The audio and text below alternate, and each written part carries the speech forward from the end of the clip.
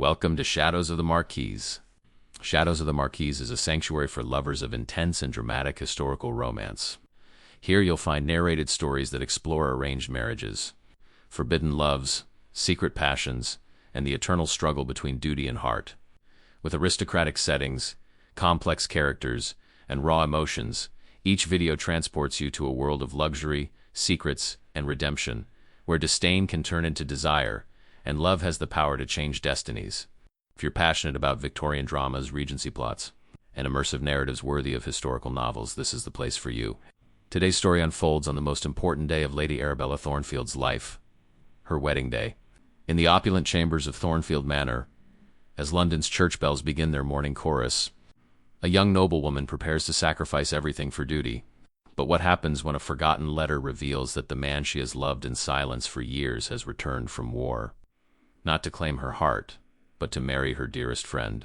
This is a tale of three souls bound by honor, torn by desire, and tested by the cruelest betrayal of all, the one that comes wrapped in the guise of friendship. Will Arabella walk down that aisle? Will love find a way, or will duty demand the ultimate sacrifice? Stay with us, because what begins as a wedding day will end with a choice that changes three lives forever. The morning light filtered through the tall windows of Thornfield Manor like whispered secrets. Pale and hesitant, as if it too knew that this day carried the weight of destinies, Lady Arabella Thornfield sat before her vanity, her reflection staring back at her from the silver-framed mirror, a young woman of 23 with emerald eyes that held depths of unspoken sorrow and chestnut hair being artfully arranged by her lady's maid into an elaborate cascade of curls, adorned with pearls and orange blossoms. The wedding dress hung nearby like a ghost of silk and lace, its ivory fabric catching the morning light and throwing it back in soft whispers of what should have been joy. The gown was magnificent, Belgian lace overlaying silk so fine it seemed spun from moonlight itself, with puffed sleeves and a train that would sweep behind her for 6 feet as she walked toward her future, toward the Marquis of Ashford, toward duty, toward everything except her heart's true desire.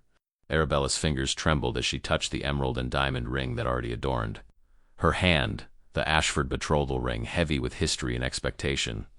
Through the open window she could hear the distant sounds of preparation, carriages arriving, servants rushing with last-minute arrangements, the low murmur of early guests gathering in the manor's private chapel. In just 3 hours she would become the Marchioness of Ashford, and her family would be saved from the ruin brought by her father's gambling debts and poor investments. It was a fair trade, she told herself, her freedom for her family's survival, her happiness for their security. Love was a luxury aristocratic daughters could not afford. Her maid, gentle Mary, who had known her since childhood, carefully placed the veil atop her coiffure, a cascade of tulle embroidered with seed pearls that would frame her face like morning mist. As Mary stepped back to admire her work, her foot caught on something beneath the dressing table. She bent down and retrieved a folded paper sealed with red wax that had been broken. "My lady, this was hidden beneath your table. It must have fallen some days ago." Arabella took the letter with idle curiosity, expecting perhaps a note from her mother or an old correspondence she'd forgotten. But the moment she saw the handwriting on the envelope, bold, masculine, unmistakable, her heart stopped. The seal bore the crest she knew as well as her own, the Grey family crest, Edmund. Her hands shook as she unfolded the paper, and with each word she read, the carefully constructed fortress around her heart began to crumble. The letter was dated 2 weeks prior, addressed to Charlotte Pemberton, her dearest friend since childhood, the girl she trusted with every secret, every dream, every whispered confidence. But this letter held no secrets meant for Arabella's ears. "My dearest Charlotte," it began, and Arabella's vision blurred even as she forced herself to continue reading. "I write to you from Portsmouth, newly returned to England after 3 long years of war. I confess the battles I fought abroad were nothing compared to the battle I now wage within my own heart. You have shown me kindness I did not deserve, patience I cannot fathom, and a devotion that humbles me. Your letters sustained me through the darkest nights when cannon fire rained down and death whispered every shadow." The words continued, each one a small dagger finding its mark with precision. Captain Edmund Grey, the man whose voice had filled her dreams for 5 years, whose rare smiles had once been gifts she treasured, whose departure for the Napoleonic Wars had left a hole in her world she'd never been able to fill, was in love with Charlotte. Or perhaps not in love, but certainly bound to her by honor and gratitude. "Your father and mine have given their blessing to our union," the letter continued. "I know I am not the match your romantic heart once dreamed of. I am a simple soldier with scars both visible and hidden, haunted by things I can never speak of. But I promise you this. I will be a faithful husband, a protector, and a friend. If you will have me, Charlotte, I would be honored to call you my wife. I return to London next month to formalize our engagement. The letter slipped from Arabella's fingers and fluttered to the floor like a wounded bird. The room spun around her, the walls with their damask wallpaper in blue and silver suddenly closing in. Edmund Gray had returned. He was here, in London, alive and whole, and he belonged to Charlotte, her Charlotte, the gentle, quiet friend who had listened to Arabella pour out her heart countless times, who had held her while she cried the night Edmund left for war, who had promised that someday, somehow, Arabella's love would be returned. Charlotte had known. She must have known. "My lady, Lady Arabella, are you unwell?" Mary's voice seemed to come from very far away. "You've gone pale as your dress. Shall I fetch your mother?" "We haven't much time, no." The word came out harsh, and Arabella forced herself to breathe, to think, to feel anything other than this crushing betrayal. "No, I merely need a moment. Please, Mary, I need to be alone." The maid hesitated, clearly torn between obedience and concern, but finally curtsied and slipped from the room. The moment the door closed, Arabella stood on trembling legs and walked to the window, pressing her forehead against the cool glass. The gardens of Thornfield Manor spread before her in all their spring glory, roses in bloom, the ornamental lake reflecting the clouded sky, the ancient oak trees under which she and Charlotte had played as children, making crowns of flowers and dreaming of the gentleman they would marry. Edmund Gray had sometimes joined them in those distant summers before he'd purchased his commission. He'd been 22 or 18, golden-haired and laughing, and Arabella had fallen in love with him quietly, desperately, completely. But she had never told him. How could she? She was the daughter of a lord whose fortune was already crumbling. Edmund was the second son of a minor baron with nothing but his commission to offer. Her father would never have permitted the match, and Arabella had been too proud, too afraid of rejection to speak her heart, so she had remained silent, and Edmund had gone to war. And Charlotte, sweet Charlotte, with her doe eyes and gentle manner, had somehow claimed the heart Arabella had been too cowardly to reach for. A knock at the door shattered her thoughts. "Arabella?" Her father's voice, gruff with emotion. "May I come in, daughter?" She turned from the window, wiping at eyes that had not yet shed tears, but felt full of them nonetheless. "Yes, father." Lord Edward Thornfield entered, and Arabella's heart ached anew at the sight of him. Once a robust man with her same green eyes and ready laugh, he now appeared diminished, stooped beneath the weight of shame and desperation. His gray hair was neatly combed, his morning coat immaculate, but nothing could hide the deep lines of worry etched into his face. "You look beautiful, my dear," he said softly, and the genuine pain in his voice told her he understood exactly what he was asking of her. "It's the very image of your mother when we wed." "Were you in love?" Arabella heard herself ask. "When you married mother, did you love her, or was it arrangement?" Her father moved to her side, gazing out at the same garden she'd been studying. "I was fortunate. Duty and desire aligned for me. I loved your mother from the first moment I saw her at a country dance. That I was also expected to marry her for our family's mutual benefit was providence, not burden." He paused, then turned to face her fully. "But I know you are not so fortunate, Arabella. I know what I'm asking you to do. Do you—" The question came out sharper than she intended. "Do you know what it costs me, father?" His face crumpled, and for a terrible moment she thought he might weep. "I know. God help me. I know. If there were any other way, if I had been wiser, more careful with our funds—" His voice broke. "But I was a fool, Arabella.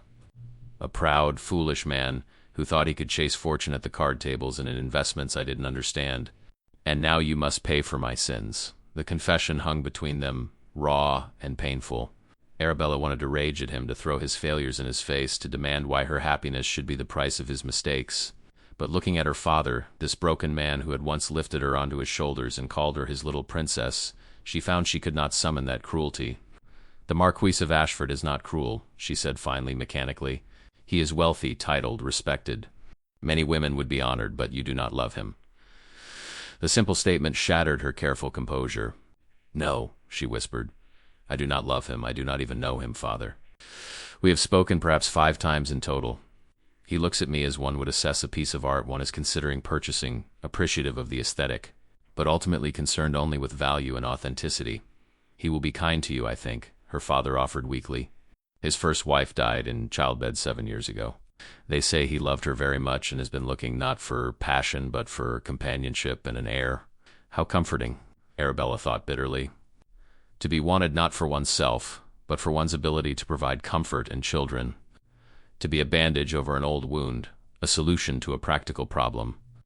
There is still time, her father said suddenly, desperately. If you truly cannot bear this, Arabella, we can stop it. We can find another way. We could sell the manor, dismiss the servants, move to a smaller property, and live as near paupers? Become the object of pity and gossip? Have my sisters, your younger daughters, be unable to make any decent match because of the scandal? Arabella shook her head. No, father. You and I both know there is no other way. The debts are too great, the creditors too impatient. Lord Ashford offered to settle everything in exchange for my hand, and that is what he shall receive. She moved to the vanity and picked up the letter that still lay on the floor where it had fallen. Her father noticed it for the first time. What is that? A reminder, Arabella said quietly, that the heart wants what it cannot have, and that trust is sometimes misplaced. She folded the letter carefully and tucked it into her bodice, against her heart. Let it rest there, she thought. Let it remind her with every breath that love was an illusion, that friendship could mask betrayal, and that only duty was reliable. Her father looked as though he wanted to ask more, but a gentle knock interrupted them. Arabella's mother, Lady Margaret Thornfield, entered in a rustle of rose silk and expensive perfume. Where her husband had aged poorly under stress, Lady Margaret had maintained her beauty through sheer force of will, though her blue eyes held a hardness that had not been there in Arabella's childhood. Edward, you must not monopolize the bride, she said with forced cheer. We have guests arriving, and Arabella still needs to don her dress. The ceremony begins in less than 2 hours. She turned to her daughter with what might have been sympathy or might have been triumph with her mother. It was always difficult to tell. You have made the right choice, daughter. The noble choice. You are saving this family. Yes, Arabella thought as her mother began fussing with her hair and her father quietly retreated. I am saving this family. And in the process I am losing myself entirely. As Mary and 2 other maids entered to help her into the wedding dress, Arabella caught sight of herself in the mirror one last time before they obscured her view with silk and lace. The young woman looking back at her had emerald eyes that glittered with unshed tears, a graceful neck that would soon bear the weight of the Ashford diamonds, and a face that had been praised for its aristocratic beauty since she was old enough to attend society functions. But beneath it all, beneath the carefully arranged curls and the flawless skin and the perfect posture, was a girl of 18 who had fallen in love with a soldier's laugh on a summer afternoon. A girl who had written his name in the condensation on winter windows. A girl who had pressed his last letter, the one he'd sent from France before the battles that had kept him abroad for 3 years into her diary, and read it until the pages grew soft with handling. That girl was being buried today beneath silk and duty and the expectations of an entire social class that valued propriety over passion and advantageous marriages over authentic love. The dress settled over her body like a shroud of beauty. The maids exclaimed over how perfectly it fit, how stunning she looked, how the Marquise would be enchanted. Arabella stood still as a statue and let them dress her, paint her lips with the faintest touch of rose salve, dust her décolletage with powder that caught the light. She was being transformed into someone else, the Marchioness of Ashford, a woman who did not yet exist, but would be born the moment she spoke her vows. A commotion in the hallway drew everyone's attention. Raised voices, the sound of someone running highly improper for a wedding day. The door burst open without ceremony, and there stood Charlotte Pemberton. Arabella's breath caught. She had not seen her friend in 2 weeks. Charlotte had claimed illness and sent her regrets for all the pre-wedding festivities. Now Arabella understood why. Now, looking at Charlotte's face flushed with some emotion Arabella could not quite name, she understood everything.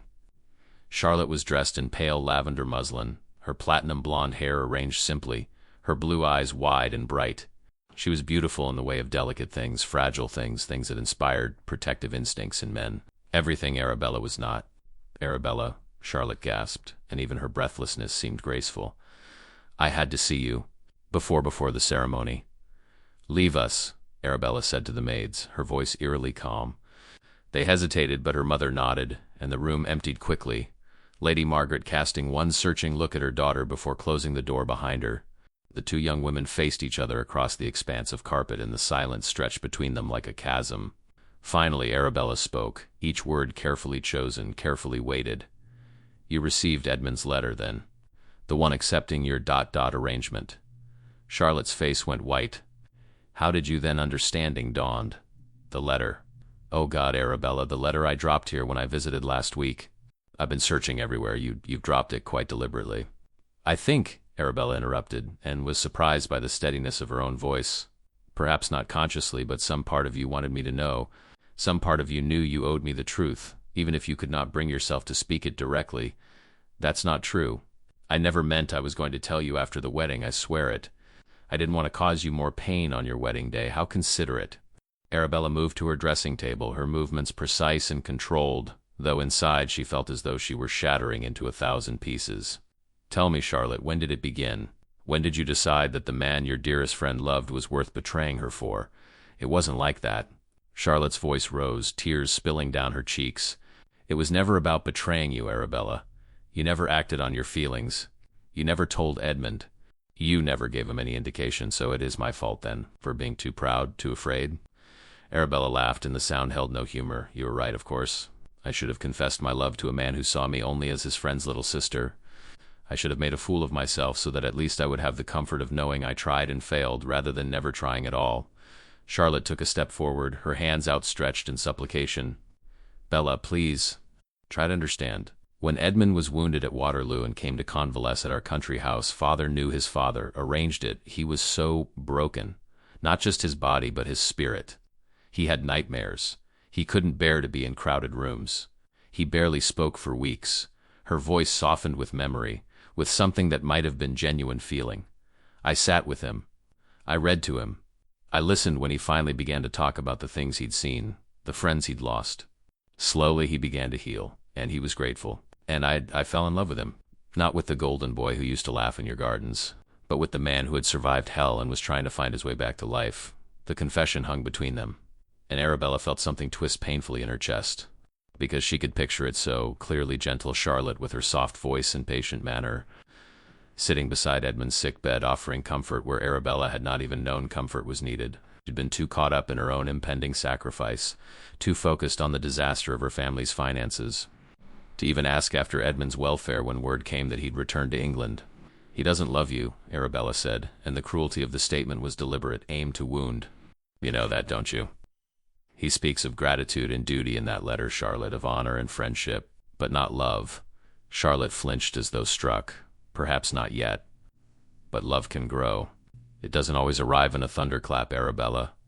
Sometimes it grows slowly, from companionship and shared experience and mutual respect. Edmund may not love me now, but I believe he could learn to. And her voice broke. I love him enough for both of us. They stared at each other, two young women who had once braided each other's hair and shared every secret, now separated by something far wider than the physical space between them. Arabella wanted to hate Charlotte, wanted to rage at her, to call her a betrayer and a false friend. But looking at Charlotte's tear-stained face, seeing the genuine anguish there, she found she could not summon that clean, simple hatred. Because wasn't she doing the exact same thing Charlotte had done? Marrying a man who did not love her, hoping that somehow, some way, regard might grow into something more? At least Charlotte had the courage to pursue what she wanted, while Arabella had hidden behind pride and fear. You should have told me, Arabella said finally, and her voice was tired, drained of anger. Not because it would have changed anything. We both know Edmund never saw me as anything more than his friend's younger sister. But because friends do not keep such secrets from each other. Because I deserve to hear it from you, not to discover it by accident on the morning of my wedding to another man. Charlotte nodded, tears streaming freely now. You're right. God, Bella, you're so right. I was a coward. I told myself I was protecting you, but really I was protecting myself. I couldn't bear to see the hurt in your eyes, to know that my happiness was costing you pain. She took a shuddering breath. I'm so sorry. I'm so desperately sorry. The apology settled between them, insufficient but sincere. Arabella closed her eyes, feeling the weight of the letter still pressed against her heart, hidden in her bodice. When she opened them again, she had made a decision, the only decision she could make that allowed her to walk forward with any dignity intact. You will be happy with him, she said quietly. You will make Edmund happy, Charlotte, because that is what you do. You are kind and patient and good in ways I could never be. Perhaps this is how it was always meant to be with Edmund and I with Lord Ashford. Perhaps this is the universe's way of ensuring we all end up where we belong. Bella, no. Arabella held up her hand, stopping whatever Charlotte had been about to say. We will not speak of this again. After today, we will be cordial when we meet in society as befits old friends, but we will never again be what we once were. That girl who trusted you, who loved you like a sister, she dies today along with the girl who loved Edmund Grey. Do you understand? Charlotte's face crumpled, but she nodded. I understand. then I think you should leave. I have a wedding to attend, and you have a future to build with a man who will never know how close he came to marrying someone else. Take care of him, Charlotte. Give him the peace and happiness he deserves. And maybe someday I'll be able to forgive you for taking the only dream I've ever truly wanted." Charlotte moved toward the door, then paused with her hand on the knob. "What if," she began, then stopped, seeming to gather courage. "What if you didn't go through with it? The wedding? What if you stop this now before it's too late?" Arabella laughed, and this time the sound held genuine, bitter amusement. "And do what, Charlotte? Throw myself at Edmund's feet and confess a love he never asked for? Beg him to choose me over you, knowing that even if he did, I would spend the rest of my life wondering if he only chose me out of pity?" She shook her head. "No, I will marry Lord Ashford. I will save my family, and I will learn to be content with duty, since love has proven itself to be nothing more than a pretty fantasy." Charlotte left without another word, and Arabella was alone again. The room felt different now, colder, emptier, as though something vital had been removed. She walked back to the mirror and stared at her reflection. At this beautiful stranger in her wedding dress, with tear-bright eyes and a smile that didn't reach past her lips. A clock chimed somewhere in the house. 1 hour until the ceremony. Lady Arabella Thornfield took a deep breath, squared her shoulders, and prepared to walk toward a future that held everything except what her heart desired. Because that was what noble daughters did. They sacrificed, they endured, they smiled and looked beautiful and never ever revealed the cost of their duty. But as she descended the grand staircase 30 minutes later, her hand on her father's arm, her veil transforming her face into an ethereal vision, one thought burned in her mind with crystalline clarity. She might be marrying Lord Ashford in body, but in her heart she would always belong to a golden-haired soldier who had never even known he held her soul. And that, perhaps, was the cruelest fate of all. The chapel at Thornfield Manor glowed with the soft light of 100 candles, their flames dancing shadows across the ancient stone walls and stained glass windows that had witnessed 3 generations of family weddings. The pews were filled with London's elite lords and ladies in their finest silks and mourning coats, ostrich plumes bobbing on elaborate hats, the air thick with expensive perfumes and whispered speculation. Everyone who mattered had come to witness the union of Lady Arabella Thornfield and the Marquis of Ashford, a match that had been the subject of gossip and excitement for weeks. At the altar, the Marquis stood with his back straight and his hands clasped behind him, the very picture of aristocratic composure. James Ashford was handsome in the way of fine sculptures, all elegant lines and classical proportions, his black hair gleaming in the candlelight, his dark eyes unreadable. He wore a coat of silver-gray silk that must have cost more than most men earned in a year, with a waistcoat of silver brocade and a cravat so perfectly tied it seemed a work of art. The Ashford signet ring gleamed on his finger, a constant reminder of the ancient name and vast fortune Arabella would soon share. Behind him stood his groomsmen. But Arabella's eyes, hidden behind her veil but no less searching, found only one figure among the assembled guests. There, in the third pew on the bride's side, sat Captain Edmund Grey in his military uniform, the red coat with its gold braiding marking him as clearly as if he'd been standing in a spotlight, and beside him, looking like an angel in pale lavender, was Charlotte. Arabella's steps faltered for just a fraction of a second before her father's arm tightened, steadying her, urging her forward. The organ swelled with Bach's Jesu, joy of man's desiring, her mother's choice, meant to be uplifting but sounding to Arabella like a funeral march. Each step down the aisle brought her closer to her future and further from her past, closer to duty and further from desire.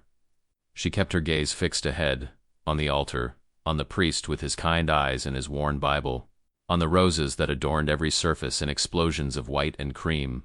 She would not look at Edmund. She would not torture herself with one last glimpse of the life she might have had if circumstances had been different, if she'd been braver, if he'd loved her the way she loved him. But she felt his presence like a physical thing, a magnetic pull that made her skin tingle and her heart race beneath the structured bodice of her wedding gown. Did he know? Had Charlotte told him? Or was he sitting there, blissfully unaware that the bride walking past him had once written his name in her diary surrounded by hearts, had once pressed his letter to her lips and imagined a future that would never be? The walk seemed to take both forever and no time at all. Suddenly she was at the altar, her father lifting her veil to kiss her forehead with tears in his eyes, then placing her hand in Lord Ashford's with a gesture that felt like surrender. The Marquess's hand was cool and dry, his grip firm but impersonal. He looked at her with those dark, unreadable eyes, and for just a moment something flickered across his face. Concern? Recognition of her distress? Or simply the satisfaction of a man who had negotiated a good bargain? "You're shaking," he murmured, quiet enough that only she could hear beneath the organ's dying notes. "I'm cold," she lied. "That's not what I think it is." His voice held no judgment, only a clinical observation, but we'll speak of it later. After. After she became his wife, his property in all but the most legal sense. After she surrendered not just her body, but her name, her independence, her very identity to become the Marchioness of Ashford. After there would be no going back, no undoing what was about to be done. The priest cleared his throat, a gentle sound that nonetheless commanded the attention of everyone present. Father Morrison had been the Thornfield family chaplain for 20 years, had baptized Arabella and her sisters, had been a steady presence through her childhood. He looked at her now with eyes that saw too much, that recognized her distress, but he had his own duty to perform. "Dearly beloved," he began, and the familiar words of the Anglican wedding ceremony rolled forth with the weight of centuries behind them. "We are gathered here in the sight of God and in the presence of these witnesses to join this man and this woman in holy matrimony, which is an honorable estate, instituted by God in the time of man's innocence. ... The words washed over Arabella like waves against a shore, relentless and inevitable. She stood perfectly still, her hand in Lord Ashford's, her eyes fixed on the altar's white cloth and the golden cross that sat atop it. Her mind, however, was racing, spiraling through every choice that had led to this moment, every decision and indecision that had brought her here. If she had been brave enough to tell Edmund how she felt before he left for war, if her father had been wise enough to manage the family finances, ... if Charlotte had been honest enough to confess her feelings, if Edmund had loved her the way she loved him. But all the ifs in the world could not change the reality. She was here, at this altar, about to marry a man she barely knew, while the man she loved watched from the pews beside the friend who had betrayed her trust.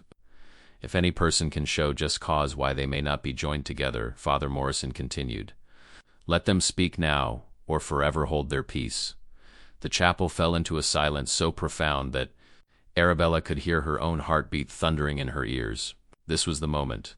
This was where, in every romantic novel she'd ever read, someone would stand and object, would declare hidden truths, would stop the wedding with a dramatic confession. The silence stretched. 1 second, 2, 5, 10. No one spoke. Edmund did not stand and declare his hidden love for her, because he had never loved her that way. Charlotte did not confess her betrayal, because in her mind she had done nothing wrong. Lord Ashford did not release her hand and admit that this was all a terrible mistake, because for him this was simply a practical arrangement. And Arabella herself did not speak, because what could she say? That she didn't love this man. That was already known and accepted. That she loved another? That was her burden to bear alone. That her heart was breaking. Broken hearts did not invalidate wedding vows or nullify debts owed. "Very well," Father Morrison said, and there was a note of something in his voice. Regret? Sympathy? That made Arabella's vision blur with tears she could not shed.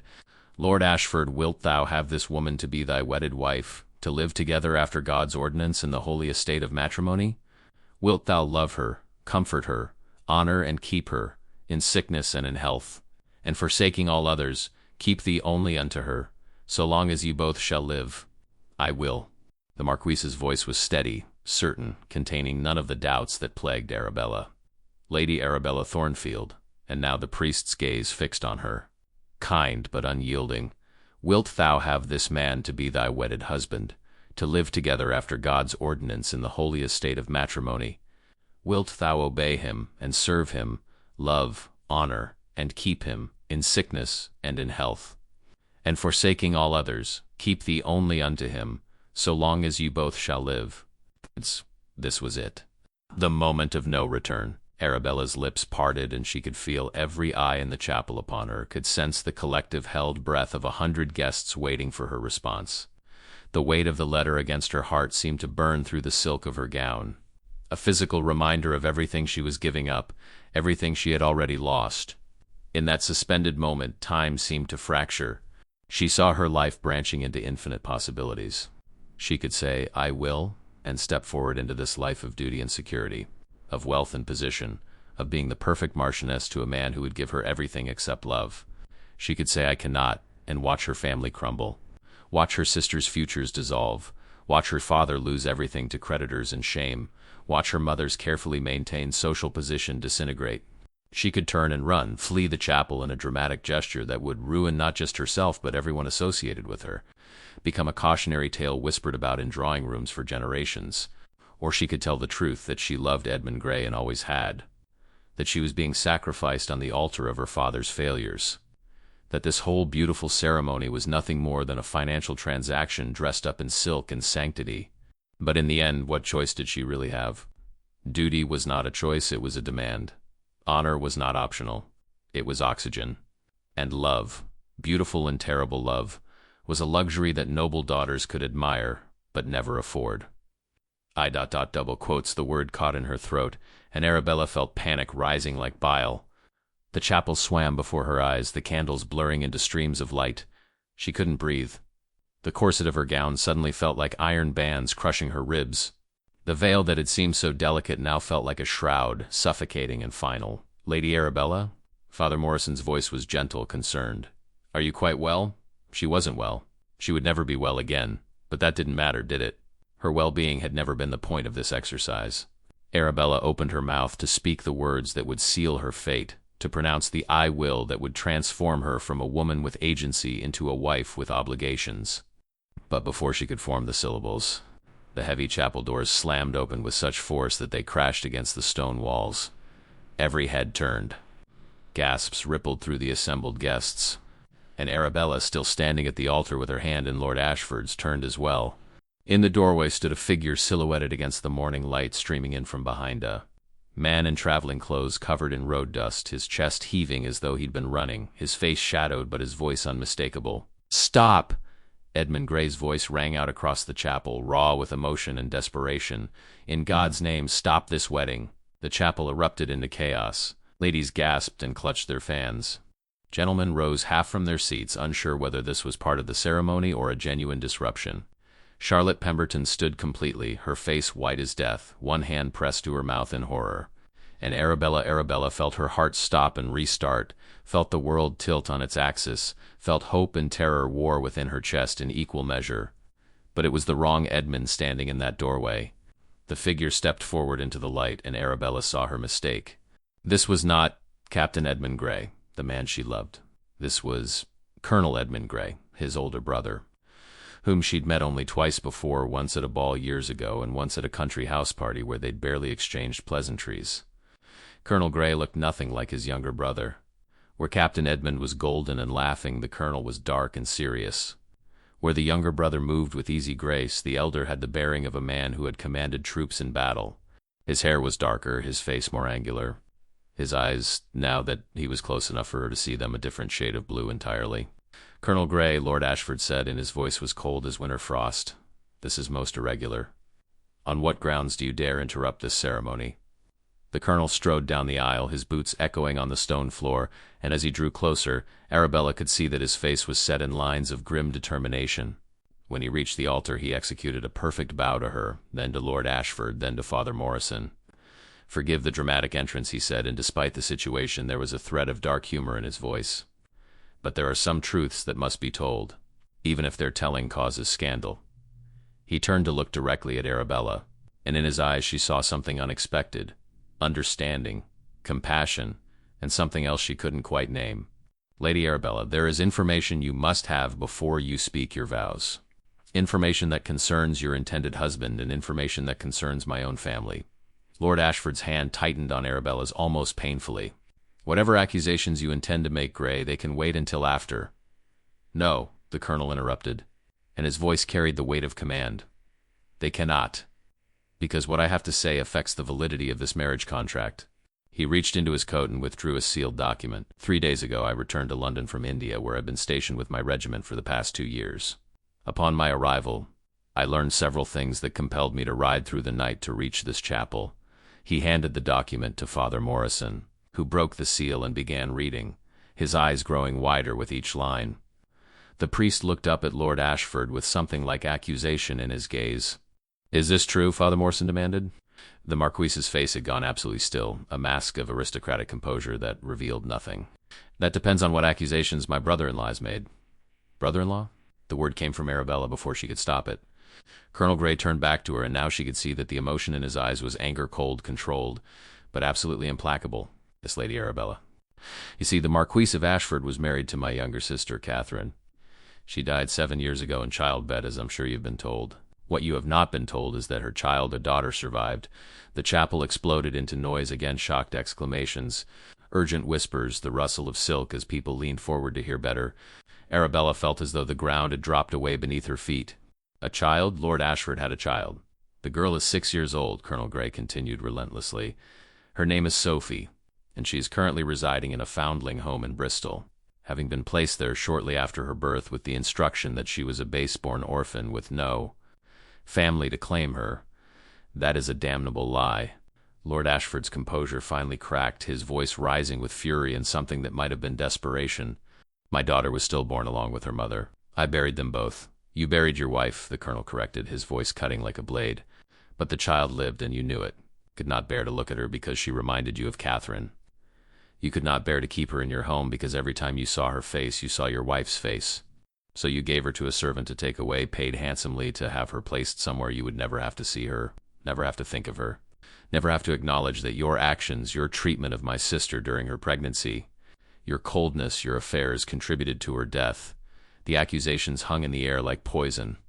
Arabella looked at Lord Ashford, the man whose hand still held hers, the man she had been seconds away from marrying, and saw a stranger. His face was white as chalk, his jaw clenched so tight that muscles jumped beneath his skin, but he did not deny it.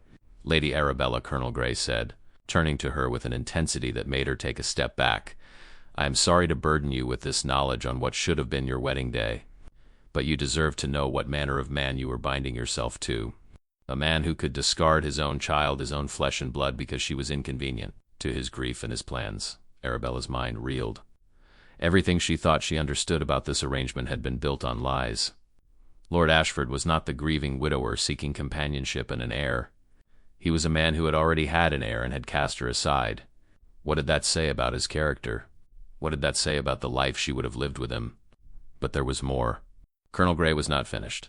There is another matter, he said, and now he was looking at his brother, Captain Edmund Grey, who had risen from his pew and stood looking stricken and confused. Edmund, you should know that the letters you received from Miss Charlotte Pemberton during your convalescence, the letters that led to your engagement, were not entirely her own composition. Charlotte let out a small, strangled sound. Edmund's face turned toward her, incomprehension written across his features. What are you talking about? The younger Grey demanded. The letters were written by Charlotte's hand. Yes, the colonel said. But many of the sentiments, the phrases, even the specific observations about your condition and recovery, these came from Miss Pemberton's mother, who was very anxious to secure a match with a Grey. Any Grey. The devotion you believed was Charlotte's own was largely manufactured by a woman desperate to elevate her daughter's station. That's not true. Charlotte's voice was shrill with panic. I did care for Edmund. I do care for him. My mother may have helped me phrase things more eloquently than I could have on my own, but the feelings were real. Were they? The colonel's gaze was merciless. Or were you simply a lonely, ambitious young woman who saw an opportunity to claim a handsome officer, even if that officer's heart had always belonged to someone else? And then, impossibly, his eyes moved to Arabella. The silence that fell was absolute. Arabella heard her own pulse thundering in her ears, felt her hands go cold despite the warmth of the chapel. No, he couldn't possibly be suggesting. I have letters, Colonel Grey said quietly, and now his voice was almost gentle, as though he understood the magnitude of what he was revealing. Letters my brother wrote but never sent. Letters he wrote during the darkest nights of his convalescence, when he thought he might die, when he finally allowed himself to acknowledge what he had never dared to while healthy and whole. He withdrew another sheaf of papers from his coat. How many documents had he brought to this wedding? And held them out to Arabella. She took them with shaking hands, saw Edmund's handwriting, that familiar script she had treasured in the one letter she possessed, covering page after page. He loved you, the colonel said simply. My brother loved you, Lady Arabella, from the time you were both barely more than children. But he believed himself unworthy a second son, with no fortune, no prospects beyond his commission, no way to support a wife of your station. So he remained silent, and when he was wounded and believed he might never fully recover, when Charlotte's family offered him comfort and companionship and he thought affection, he convinced himself that it was enough, that he could build a life with someone who didn't make his heart race, but who offered safety and acceptance. Arabella looked across the space between them to where Edmund stood, his face a mask of shock and something that might have been hope. Their eyes met, and in that moment she saw the truth there, saw that what his brother said was real, that Edmund had loved her, did love her, had simply been too afraid or too honorable to act on it. "This is madness," Lord Ashford said, but his voice lacked conviction. "Grey, you cannot simply burst into a wedding and append everything based on old letters and unsubstantiated accusations about a child who may or may not exist. She exists." The colonel's voice was flat, final, "and I have brought her with me. She's waiting outside in my carriage, Lord Ashford. Your daughter, your 6-year-old daughter whom you abandoned. Shall I bring her in? Shall you look into her face, Catherine's face, and continue to deny her?" The Marquis said nothing. His hand had released Arabella's, and he stood alone now, his mask of aristocratic composure finally completely shattered. He looked every one of his 32 years in Mar, a man whose sins had caught up with him in the most public way possible. Father Morrison cleared his throat. "Lord Ashford, if there is indeed a living child from your first marriage and heir, then this marriage cannot proceed without significant legal and ethical considerations. And Lady Arabella," he turned to her with genuine kindness, "you cannot be expected to make such a binding decision without time to consider all that has been revealed." Arabella looked around the chapel at the assembled guests, at the shocked faces and gossiping whispers, at her parents who looked stricken and confused, at Charlotte who was weeping openly, at Edmund who was staring at her with an expression of naked longing, at Lord Ashford who had collapsed into himself like a man made of paper. And then she looked at Colonel Grey, this stranger who had ridden through the night to save her from a marriage built on lies, and she asked the only question that mattered: why? He met her gaze steadily. "Because my sister married a man who treated her as a means to an end rather than as a person with inherent worth. I watched her wither in that marriage, watched her spirit break beneath his coldness and his indifference. She died in agony, giving birth to a child he couldn't even bear to acknowledge." His voice softened. "I could not stand by and watch another woman walk into that same fate, Lady Arabella. Not when I had the power to prevent it." The simple honesty of the answer struck her like a blow.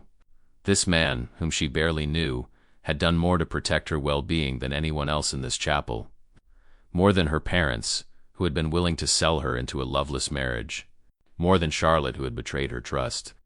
More than Edmund, who had loved her in silence but never found the courage to speak. Arabella reached up and removed her veil, letting it fall to the floor in a pool of embroidered tulle. Without it, she felt exposed, but also freed, as though she'd shed a shroud. She turned to Lord Ashford, and when she spoke, her voice was clear and steady. "My lord, I thank you for your proposal and for your willingness to settle my family's debts. But I find I cannot marry a man who would abandon his own child, regardless of the circumstances of her birth or the pain associated with her existence. A man's character is revealed not in how he treats those who benefit him, but in how he treats those who are helpless to defend themselves." The Marquis's jaw clenched, but he nodded stiffly. "I understand. The debts will be paid," Colonel Grey interrupted. "I am not so wealthy as Lord Ashford, but I have done well with my military service and investments.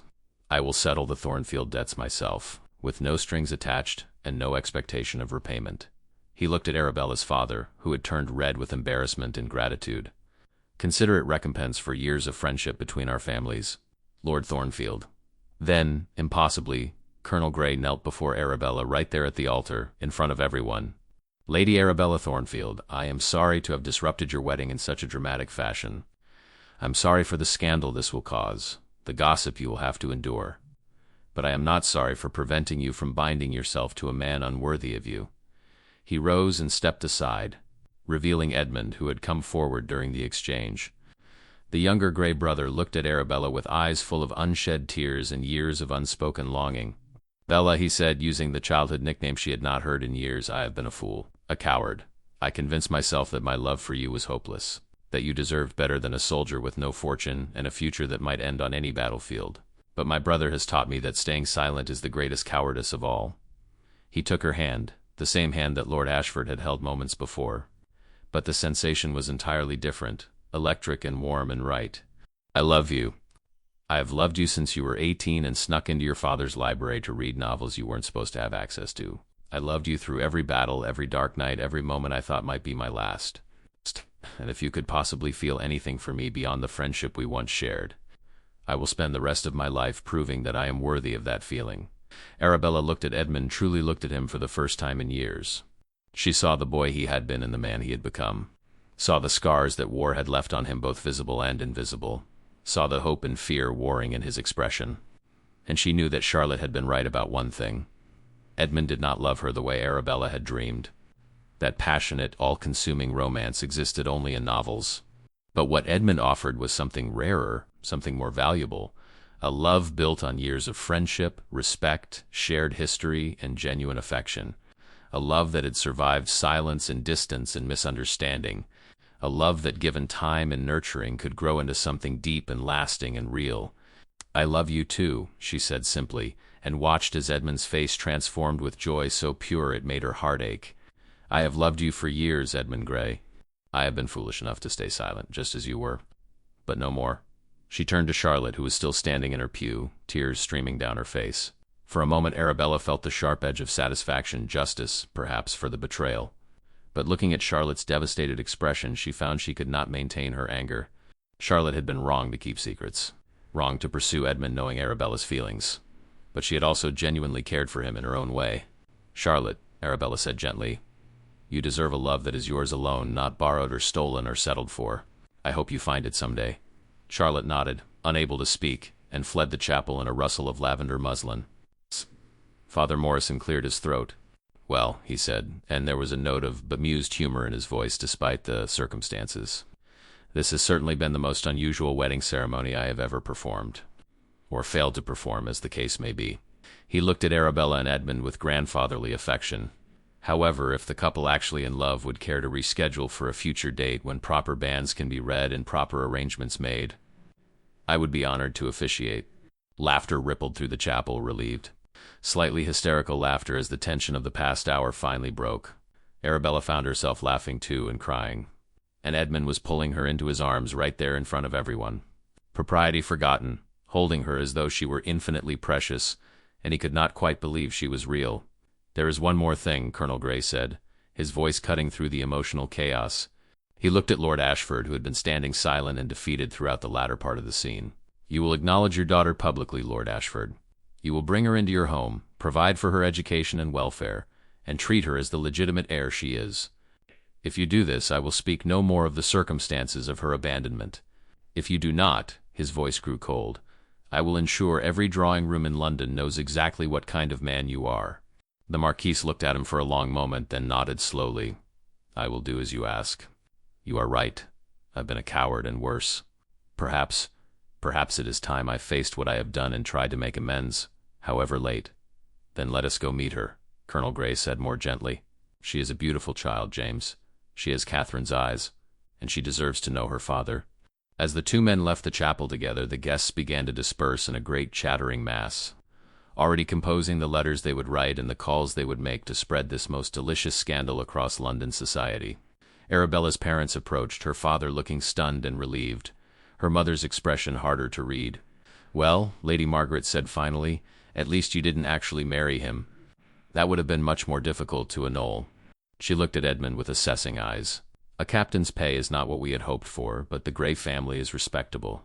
And if Colonel Grey is sincere about settling the debts, ... double quotes," she trailed off, clearly doing calculations in her head. "Mother," Arabella said firmly, "I am marrying Edmund because I love him. Not because of debts, or social position, or family alliances. Because I love him, and he loves me, and that is reason enough." Her mother opened her mouth to argue, then seemed to think better of it. She nodded curtly. "Very well. I suppose after today's entertainment, a love match will seem positively conventional by comparison." She swept away, already marshalling servants to deal with the wedding breakfast that would now be, what? A celebration? A consolation? Simply an expensive meal that must not go to waste? Lord Thornfield embraced his daughter, tears running freely down his face. "I'm sorry, Bella. I'm sorry for all of it, for the debts, for trying to force you into that marriage, for not being the father you deserved. You are the father I have," Arabella said gently, "and that is enough. We will all do better, father, starting now." He nodded and moved away, leaving Arabella and Edmund finally alone in the chapel, surrounded by flowers meant for a wedding that hadn't happened and standing at an altar where vows had not been spoken. "So," Edmund said, still holding both her hands, looking at her with eyes full of wonder and residual fear. Where do we go from here? Arabella smiled, a real smile, joyful and free and utterly unlike the careful, controlled expressions she had been wearing all morning. We go home. We wait the proper amount of time for scandal to die down. We let your brother get settled with sorting out Lord Ashford's mess. And then she squeezed his hands. We plan a real wedding. A small one, perhaps, without half of London staring and gossiping. Just us and the people who truly care about us. That sounds perfect, Edmund said softly. Then, with a mischievous glint in his eye that reminded her of the boy he'd been before war had changed him, he added, of course, having stopped one wedding, I now have to hope that you'll actually go through with marrying me when the time comes. What if you decide you prefer Colonel Grey? He did ride through the night to rescue you, after all. Very romantic. Arabella laughed and reached up to touch his face, this beloved face she had memorized years ago and thought she'd lost forever. Your brother is a good man, and I will be forever grateful to him. But I don't love your brother, Edmund. I love you. I have always loved you. And I promise you, when we stand at this altar again, I will say I will with my whole heart, and mean it with every fiber of my being. He kissed her then. Right there in the chapel, with the candles still burning and the roses perfuming the air. And it was nothing like the chaste, duty-bound kiss she would have received from Lord Ashford. It was passionate and desperate and full of years of longing finally released. It was a promise and a beginning and a homecoming all at once. When they finally broke apart, both breathless and grinning like fools, Edmund said, you know we're going to be the talk of London for months, possibly years. The wedding that never was. The bride who chose love over duty. The dramatic interruption. People will be dining out on this story for ages. Let them talk, Arabella said, surprising herself with how little she cared about the scandal, the gossip, the damage to her reputation. All of that seemed so insignificant compared to the reality of Edmund's hand in hers, his heart offered freely, their future spreading before them full of possibility. Let them say whatever they want. We will know the truth, that sometimes the bravest thing a person can do is choose happiness over obligation, love over security, and authenticity over appearances. They walked down the aisle together, hand in hand, past the empty pews and the abandoned flowers and the burning candles. As they emerged into the bright morning light, Arabella saw Colonel Grey standing by his carriage with Lord Ashford. Between them stood a small girl with dark curls and enormous eyes, Catherine's eyes, just as the colonel had said. The child looked frightened and confused, clutching a worn doll. On impulse, Arabella walked over to them. She knelt so that she was at the child's eye level and smiled at her gently. Hello, Sophie. My name is Arabella. Welcome home. The little girl looked at her father uncertainly, then back at Arabella. Are you the princess? Uncle Edward said we were coming to a wedding. I was supposed to be something like a princess today, Arabella admitted. But I decided I would rather be myself instead. What about you? Would you like to be a princess? Sophie considered this seriously. I think I would rather be a knight. Knights get to have adventures and rescue people. Princesses just have to wait around being pretty. Arabella laughed, delighted by this child's spirit despite everything she'd been through. I think you are absolutely right. Knights are much more interesting. She stood and looked at Lord Ashford, who was watching his daughter with an expression of wonder and guilt and tentative hope. Be kind to her, my lord. She deserves better than she has received from this world so far. I will, he promised. And for the first time, Arabella thought she saw genuine emotion in his dark eyes. I will try to be the father she deserves, even if I must learn how to be such a thing from nothing. Colonel Grey nodded in approval, then turned to Edmund and Arabella. Well, brother, you have your love, Lady Arabella has her freedom, and I have the satisfaction of knowing I prevented an injustice. I would call that a successful morning's work, despite the theatrical nature of my entrance. Thank you, Arabella said sincerely, meeting his eyes. For everything. For your courage and your timing and your willingness to cause a scandal to prevent a greater wrong. He bowed over her hand with perfect military precision. It was my honor, Lady Arabella. And please, call me Edward. We are to be family, after all. As the brothers helped their respective companions into carriages, Edmund with Arabella, Edward with Lord Ashford, and Sophie Anne began the journey back to their respective homes. Arabella found herself reflecting on the strange twists of fate that had brought them all to this moment. She had woken this morning expecting to sacrifice herself on the altar of duty, to marry a man she didn't love in order to save her family, to spend the rest of her life wondering what might have been if she'd had the courage to reach for what she truly wanted. Instead, she was riding in a carriage with the man she loved, planning a future that was uncertain but entirely their own. Free from the golden cage she'd been about to lock herself into, her family's debts would be paid without requiring her happiness as payment. Lord Ashford would have the chance to redeem himself through his daughter. Charlotte would have the opportunity to find a love that was authentically hers rather than borrowed from someone else's dreams. It was not the ending anyone had planned, but it was, Arabella thought, the ending they all deserved. What are you thinking?" Edmund asked, watching her face with that intense focus he'd always had, as though she were the most fascinating thing in the world. "I'm thinking that this morning I stood in my room wearing a wedding dress and feeling as though I were preparing for my own funeral. And now," she squeezed his hand, "now I feel more alive than I have in years.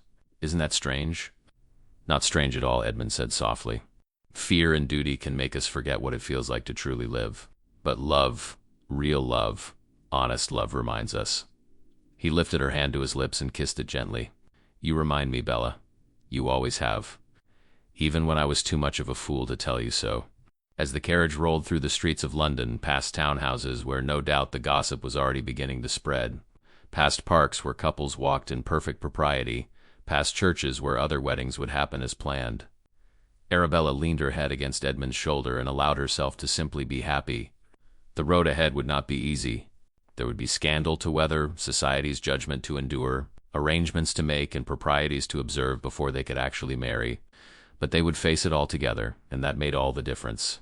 In a drawing room in Mayfair, Charlotte Pemberton sat alone in her pale lavender dress and wept for a future that had never truly been hers, finally allowing herself to grieve not just the loss of Edmund, but the loss of the friendship she had betrayed.